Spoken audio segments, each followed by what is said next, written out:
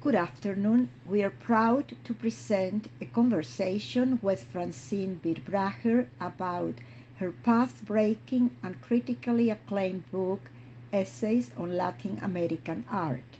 Francine Birbragher is an art historian, independent curator, a founding and contributing editor of Art Nexus, and an art critic. She received an MA in art history and a PhD in Latin American history from the University of Miami.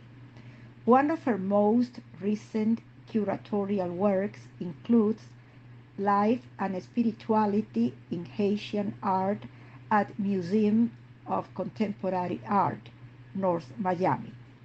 Francine will be interviewed by the world-renowned art critic and art historian Gerardo Mosquera, one of the founding members of the Biennial de La Habana, former curator of Cuban art at the Museo Nacional de Bellas Artes, and adjunct curator of the New York Museum of Contemporary Art. His extensive curatorial work includes Foto España in Madrid and Dreams and Deceptions in Cuban Art since 1950 at the Museum of Fine Art in Houston. It is indeed a great pleasure to welcome Francine Birbragher and Gerardo Mosquera. Thank you. Hello.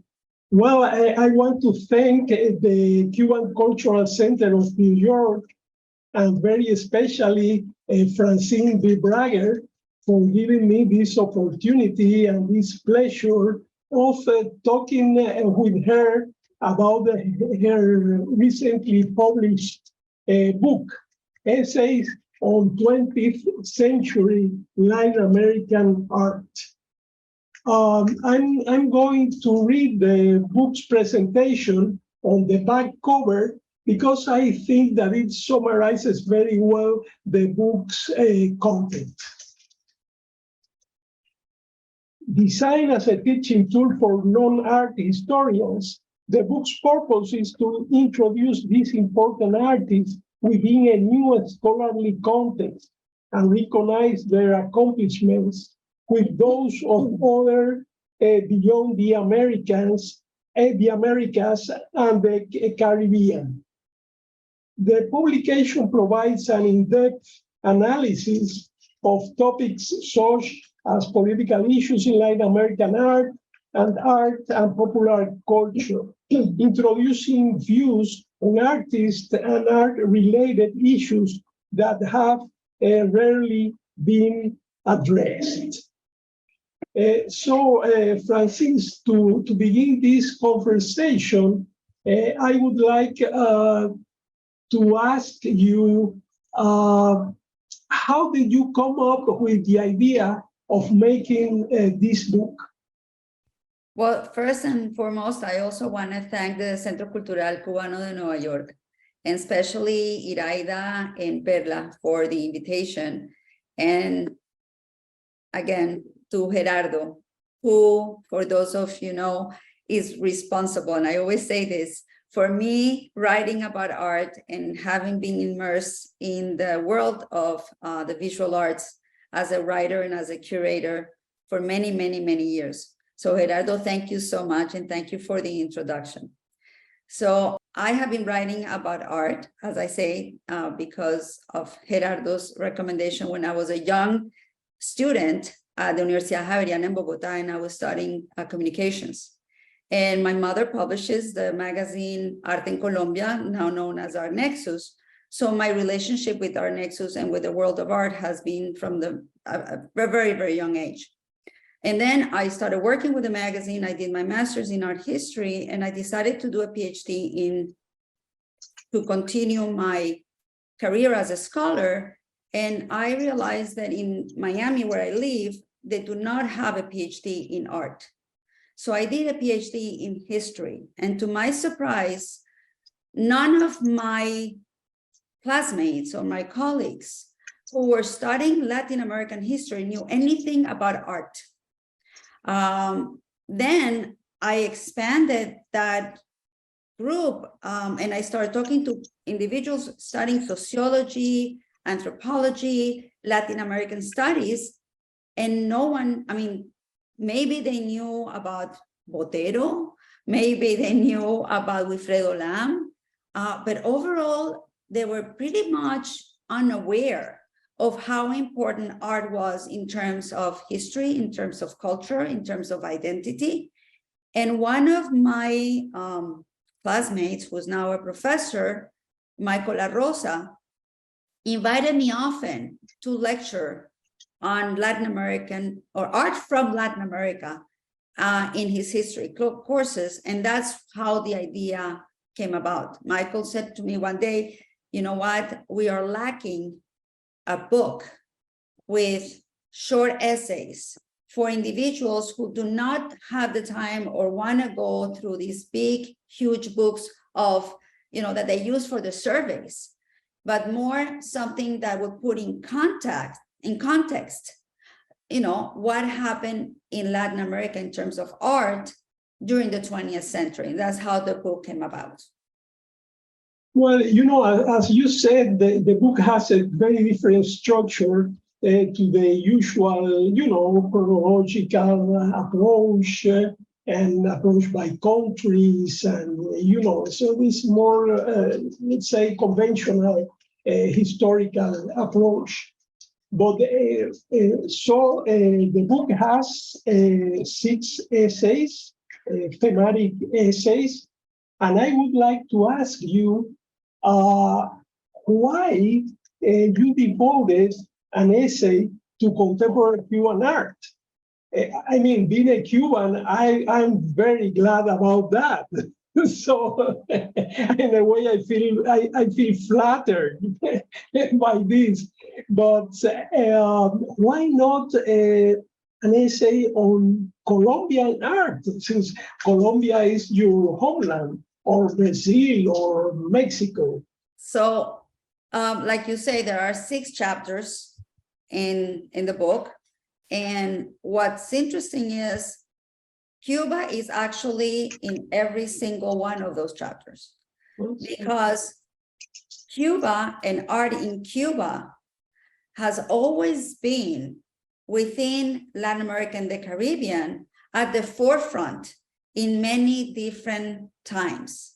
So we have the modern movement in the first chapter, where we have, the creation of the independence of the island and how the artists really work towards building identity, like Carlos Enrique, Ponce de Leon, Ponce, like Amelia Peláez.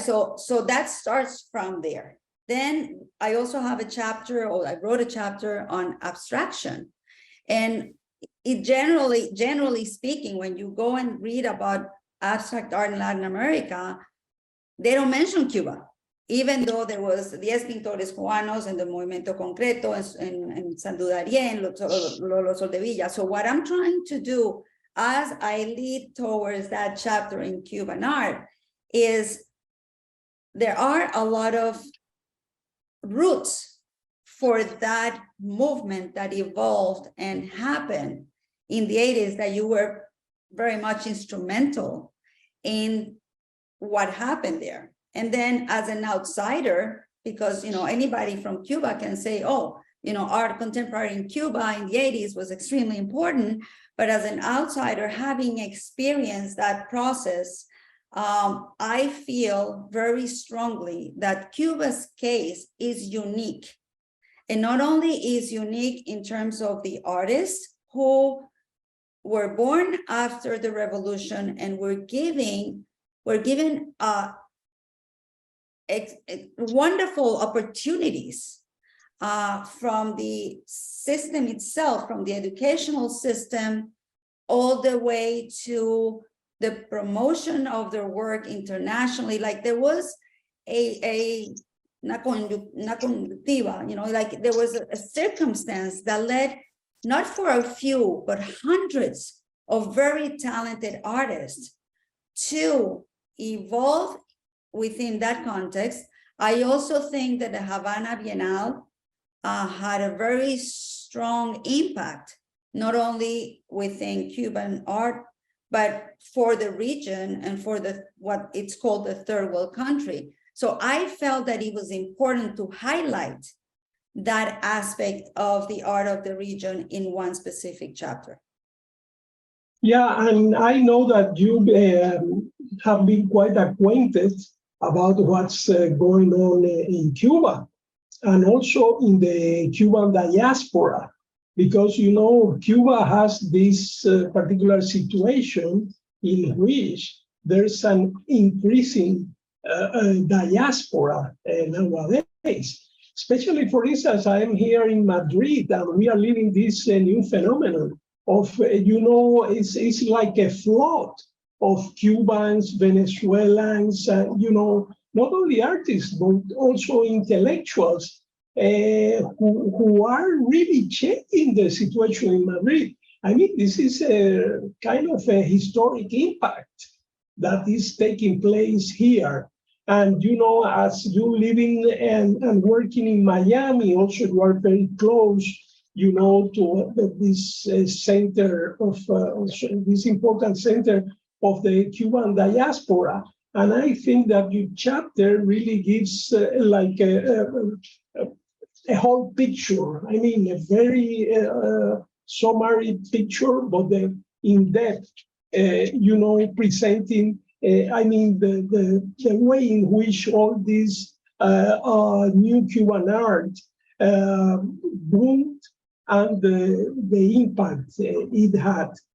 But I want to ask you also, because when I first read your book, I was so happy to see that one of your essays is devoted to art in Central America and in the Caribbean, which are, you know, very frequently completely overlooked.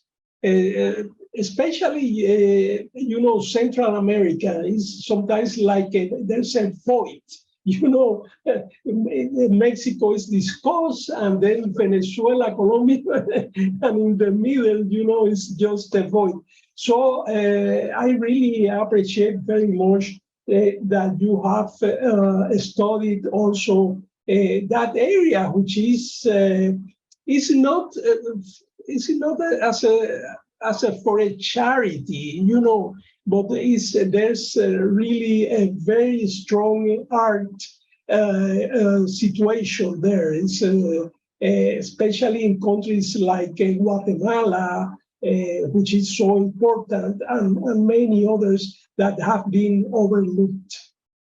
So one of the situations I ran into when I give my lectures or when I recommend books on Latin America is that always in the introductions of, again, the main surveyed books, what they say is that they don't cover Central America or the Caribbean because in their opinion, like the writers or the scholars, nothing major has happened. And I think that's terrible because the truth is it's a region, especially Central America, that has experienced tremendous violence, and artists have been present all the time, expressing their realities through their art. There's also a very strong indigenous-based creative production that is being overseen and neglected and ignored. And I don't know if you're aware that I'm following on your steps, and I'm very honored to be co-curating the Pais Biennial this year. So this kind of like set the tone for my interest in pursuing my research and telling the world through the book.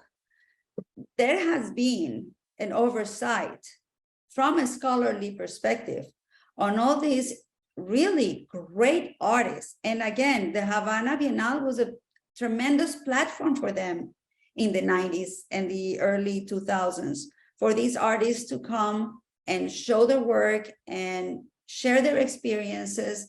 So I agree with you. I think that there's so much to see and so much to learn about these artists.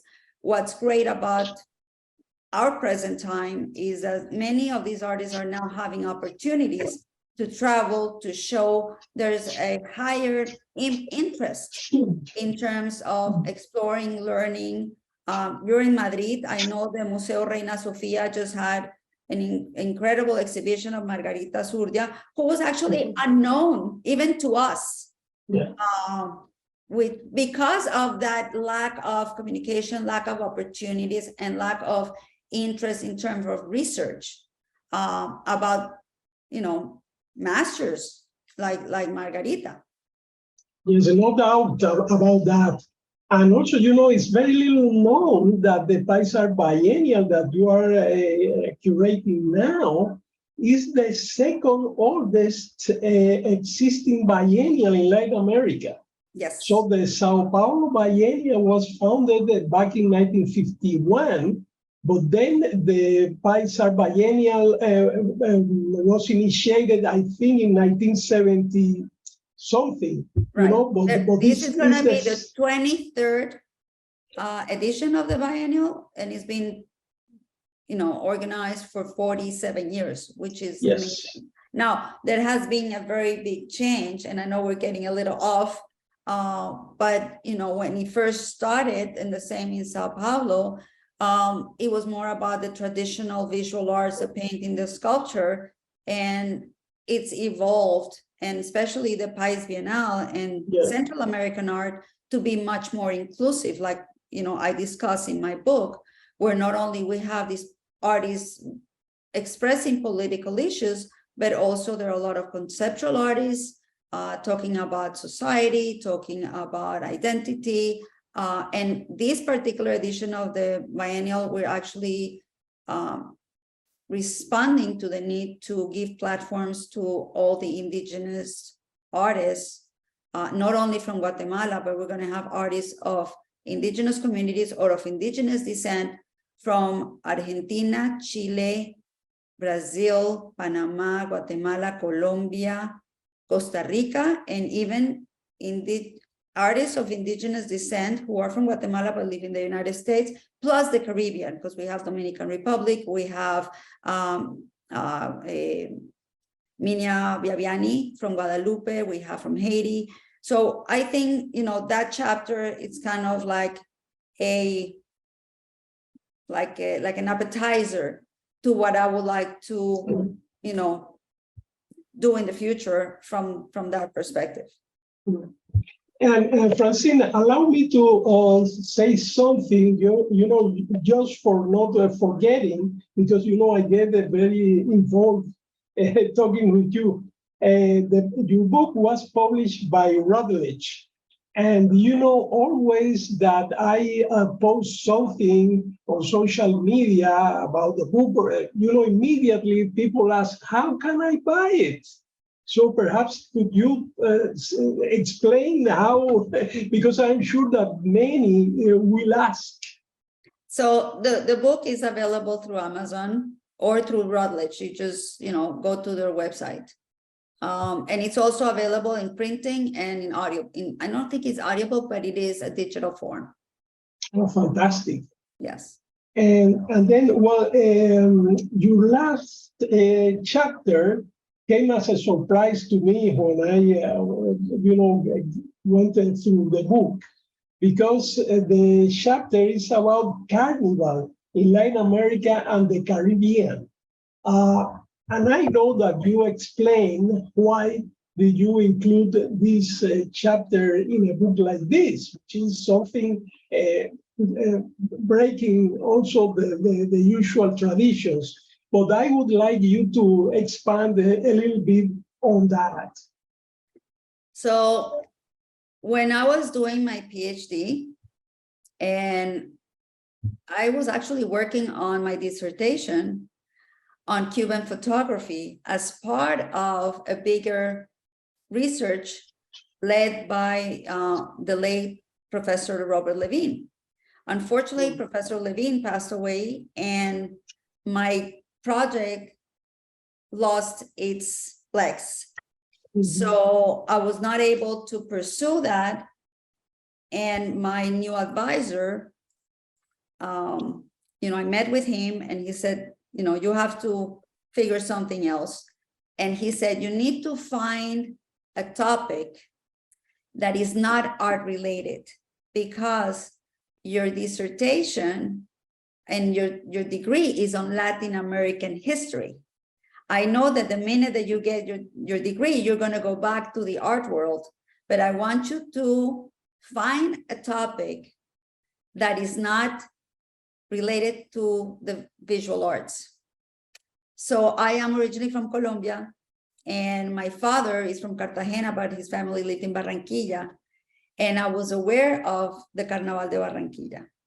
And then I started doing research, and at the time, there were no books, there were no articles, there was nothing in English about the carnival. And it was the time that they were trying to get recognition by the UNESCO as human patrimony. So my timing was great. So I proposed writing my dissertation on carnival. And then I realized, even though as a curator and as a writer, I was always very aware of how popular culture is really a determinant of identity. I was not conscious of the fact that when people learn about art, or where scholars teach about art in Latin America, they totally disregard popular art for being crafty or being at a different level, when in reality, our identities are very much fed by that popular art, more so than what we will call visual arts. So that was really what led me to include a chapter on something that is not traditionally from the Western European American perspective of what art is, because I honestly believe that art is anything that is conceived as such. And I believe carnival not only has a visual aspect, but has, it has the music, it has the dance, it has the performance. It's a very rich artistic expression. And that's why I decided to include that chapter in the book. And the chapter is illustrated with photographs taken by Leon Birbragher, your father, who unfortunately passed away very recently. And but it was really moving to me, because I know that he also dedicated a lot of work, to photograph and to to inform people. Yes, to document and also to inform, through this photographic material about how important, in particular, the carnival in Barranquilla was. And, looking here at your book contents, there's something very interesting. The second chapter is about abstraction in Latin America, while the third is politics in Latin American art from the 1960s to the 1980s. So this really tells about the complexity of Latin American art, because art in Latin America sometimes has been, flattened by this kind of master narratives, like saying, well, Latin American art is political. And no doubt that the art in Latin America has been criticizing the huge problems that we suffer in our region. But at the same time, abstract art, and in particular, geometric art, have been so important in Latin America, so telling that how difficult is to just, to use one single notion trying to pigeonhole the region's art inside one of these cliches.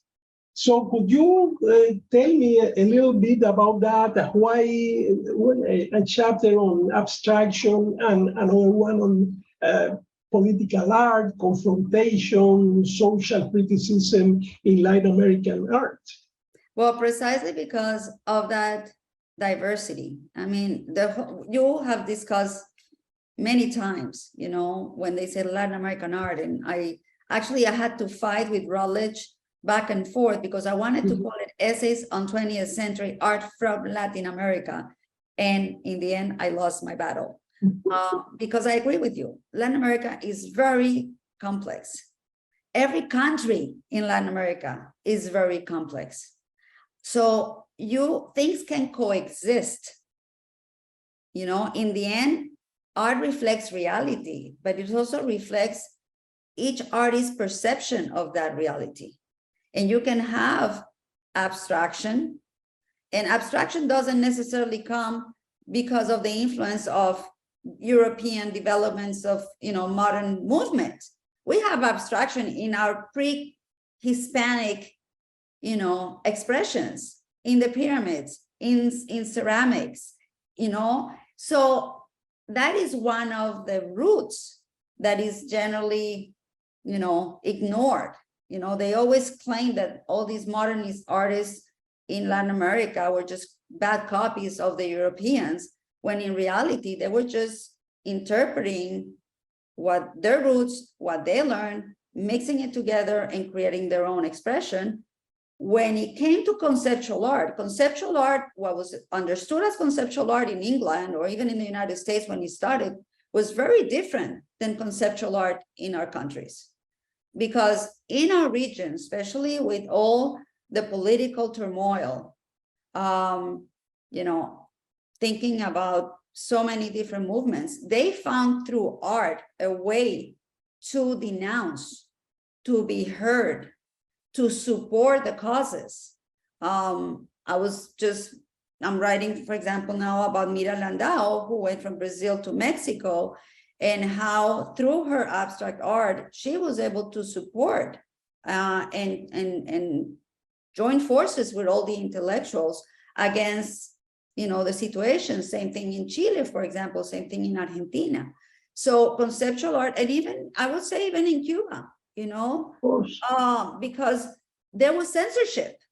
So the best way to speak and denounce injustices and human rights violations was through art. And I think it's very valuable, it's very important. It's not just, I'm gonna be political. It's just, it's a channel to express a reality, and it just worked very well. And I'm just browsing the artwork cited in your book, and it's really very impressive, the huge amount of documentation that you checked out in order to write these so well-documented essays. I think that a value that I find in your writing is that on the one hand, it's very direct, gives you like an in-depth analysis of the situation in a very, reader-friendly way, but at the same time is backed by a very impressive documentation that you quote or you based on, along your essays.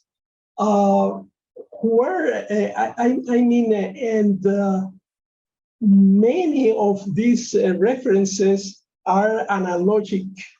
So it's, I know that living in the United States, sometimes it's difficult to find such a bibliography. Could you perhaps comment on how did you manage to go through such an amount, a big amount of books and catalogs?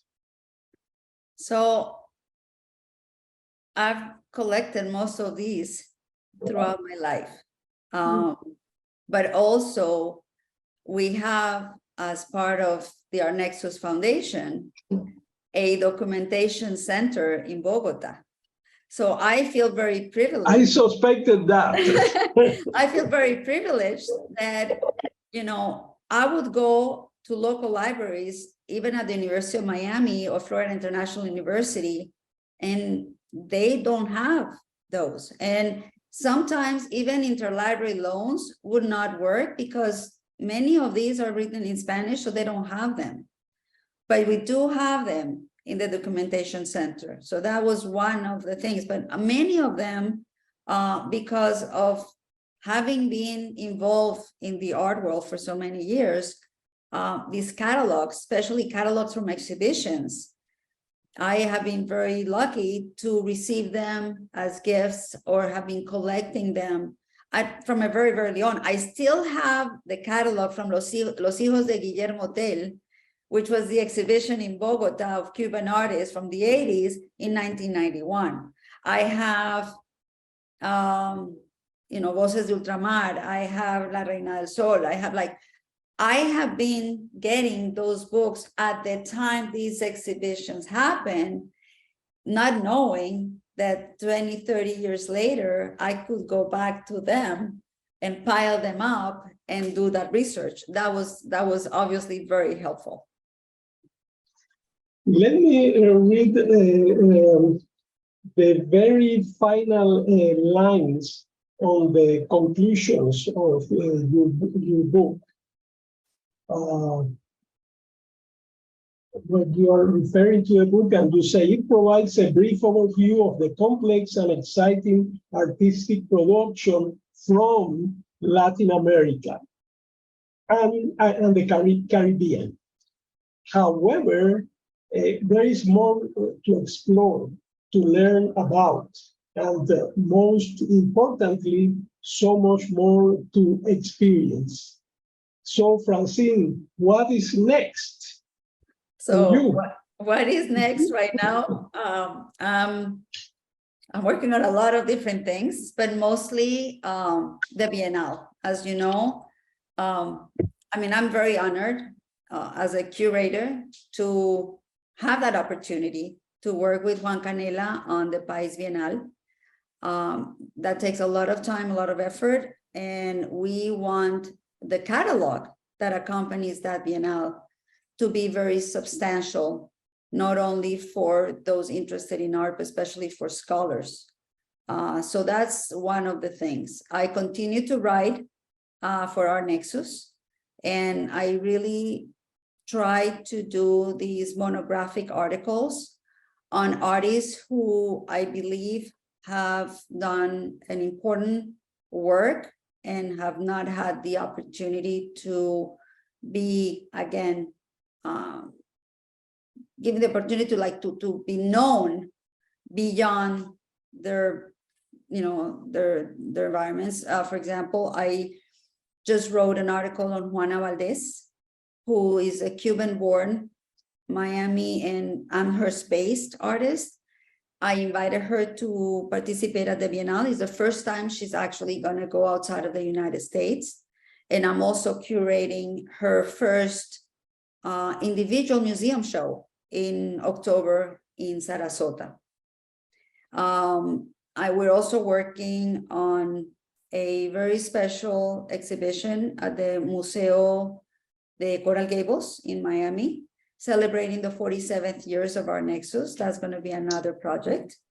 But I am moving forward in terms of writing, very interested, again, in those underrepresented or unknown artists. I also like to do research and work on artists like Margarita Zurdia or Maria Teresa Negreiros, who are, or, you know, like Carmen Herrera, who worked all their lives and just didn't get the proper recognition for their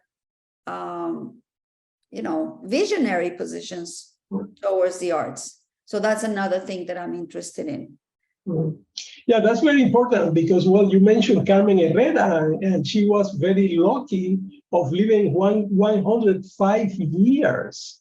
So she got the chance, and to be legitimated by the art mainstream, when she was like 90 or something like that. Otherwise,